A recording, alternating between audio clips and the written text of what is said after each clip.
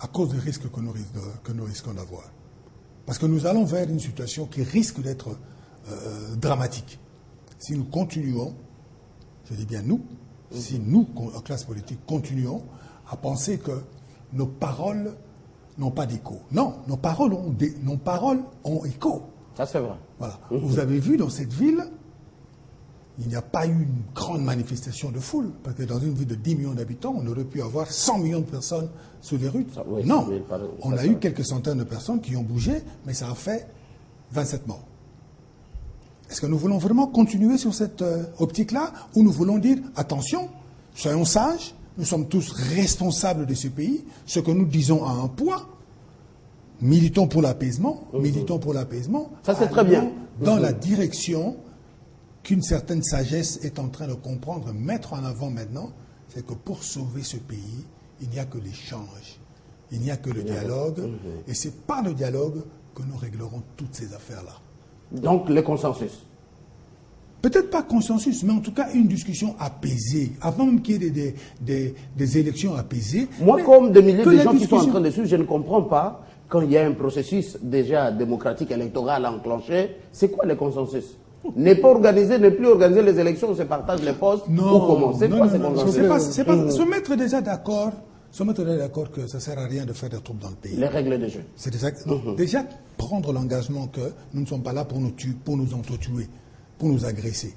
Ça, c'est déjà quelque chose qui est nécessaire aujourd'hui. Se mettre d'accord sur un calendrier sur lequel il est manifeste qu'on n'est pas d'accord.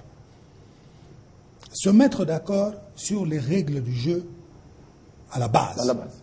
Voyez-vous? Déjà, nous avions commencé il y a quelque temps une discussion ainsi sur la Constitution. Pour dire que nous n'étions plus d'accord sur la Constitution issue de Sun City. Nos amis ont dit non, on ne veut pas. Bon, on a regardé faire, ok, d'accord. Ça, d'accord. On passe, on passe. Donc, on est toujours face à un mur. Alors, est-ce que c'est cette politique de toujours être un mur, pensant que les troubles seront à leur avantage, que ça, c'est une bonne voie? Je dis ouvertement que c'est une très mauvaise voie. Nos amis de l'opposition sont en train de mener ce pays vers la catastrophe. S'ils continuent comme ça de refuser tout dialogue, de refuser l'apaisement, ils seront responsables. Ils sont responsables. C'est quoi ces consensus alors que le processus, le calendrier est déjà publié? Merci Mathieu. Je voudrais revenir un tout petit peu à ce que M. Kambila venait de dire. Il parle de la révision de la Constitution. Nous avons une Constitution de 18 février. Oui, c'est important. Parce qu'il tente de montrer à l'opinion que l'opposition refuse tout et que le fait pour l'opposition de refuser tout, on risque d'enterrer le pays.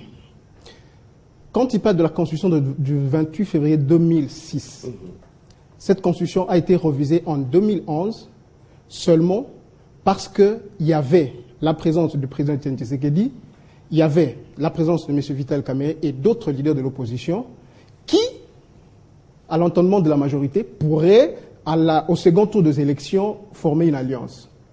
La Constitution a été révisée pour ramener des deux tours à un seul tour.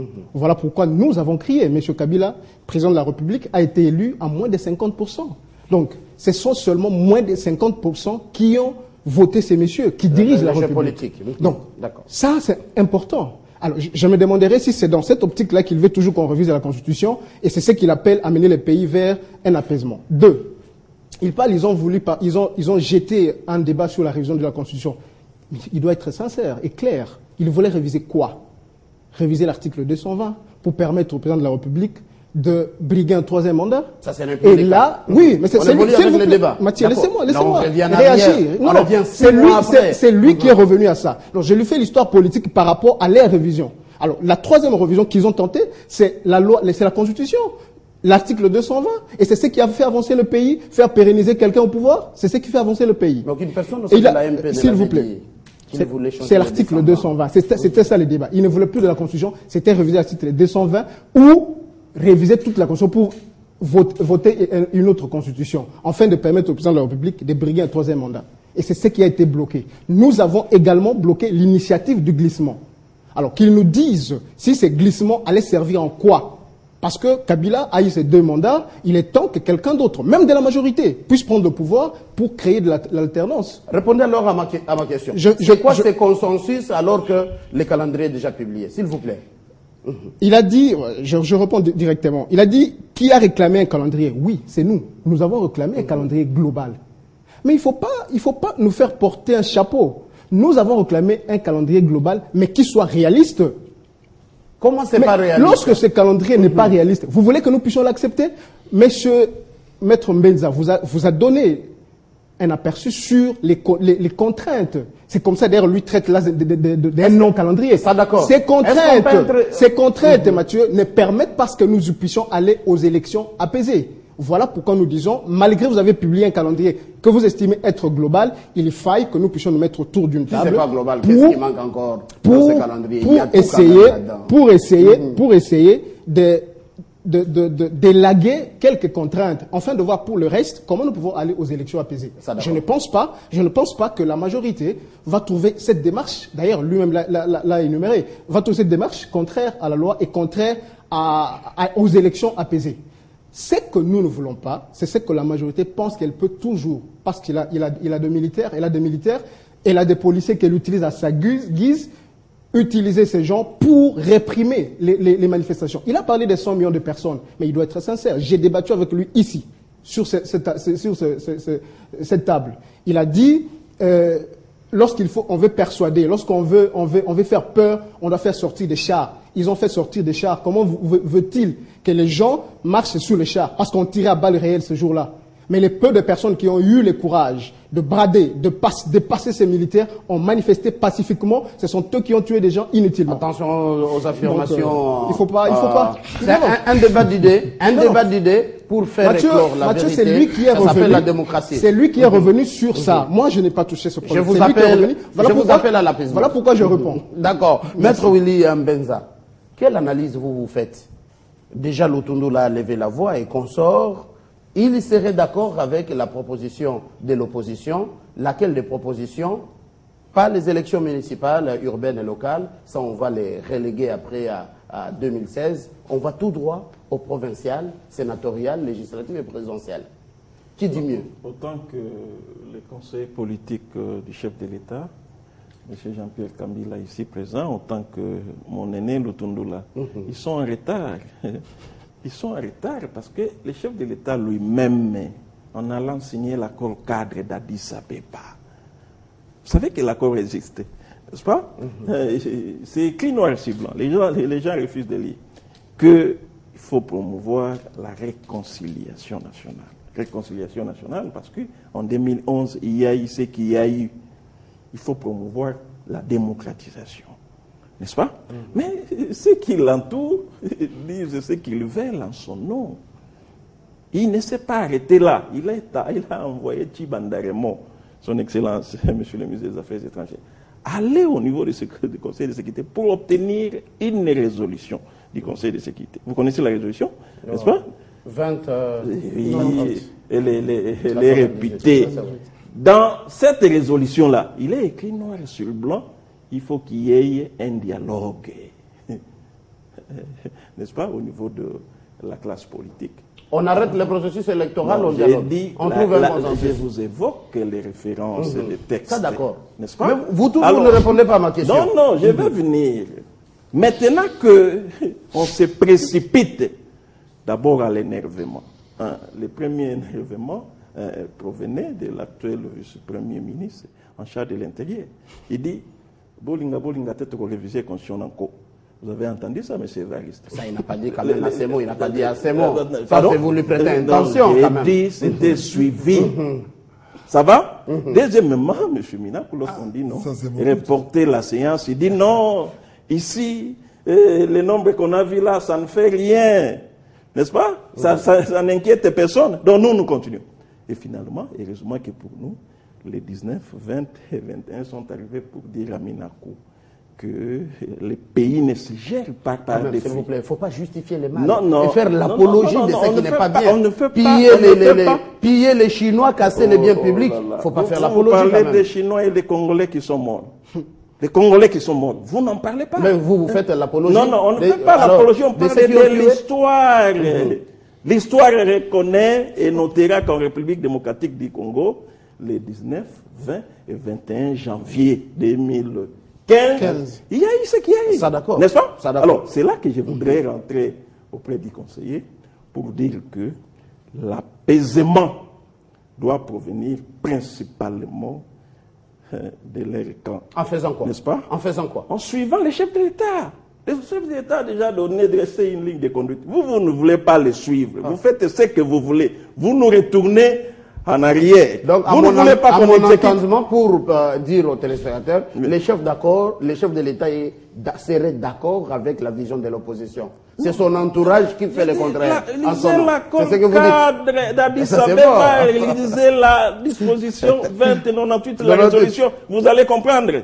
Et ça n'amène pas à un débat. Ah, d'accord. Monsieur Kambila, vous êtes de la MP.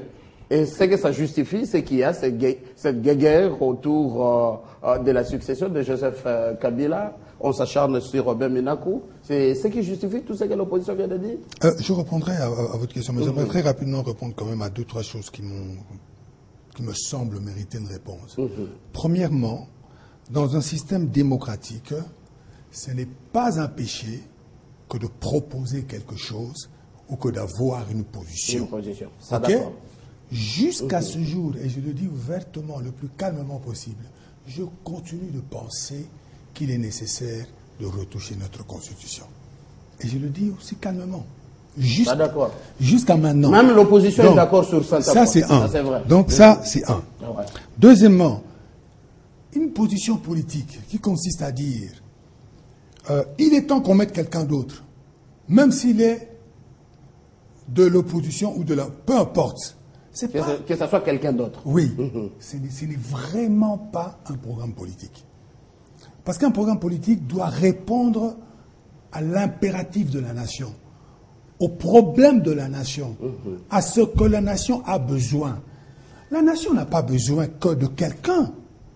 On prend Jean-Pierre Kabila, on met là-bas, président de la République, et c'est bon. Non.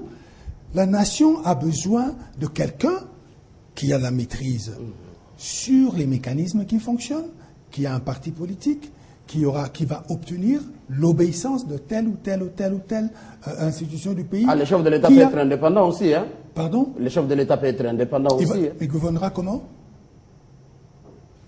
Là c'est coalition politique. Ça suivra. Voilà. Non, ça suivra, je m'excuse, ça serait trop léger.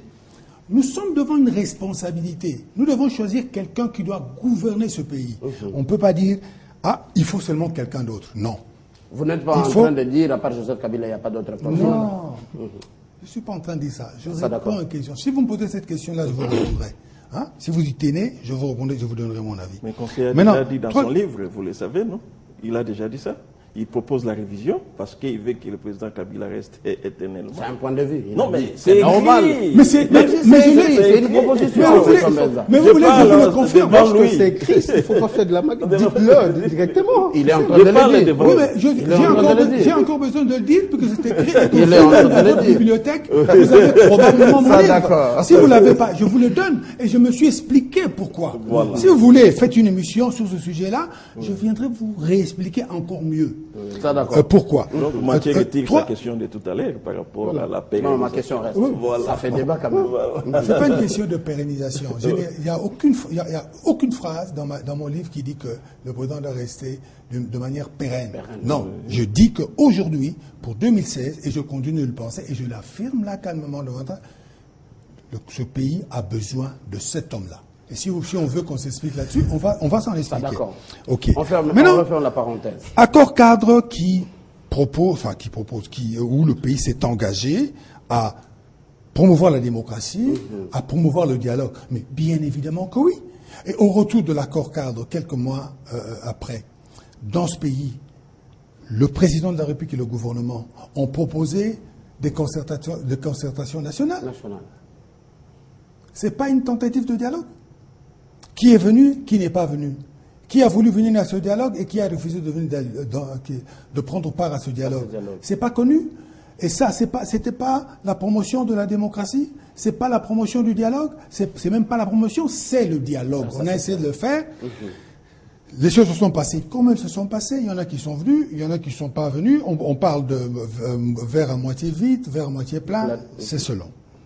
Maintenant, votre question concernait le débat. Oui, oui.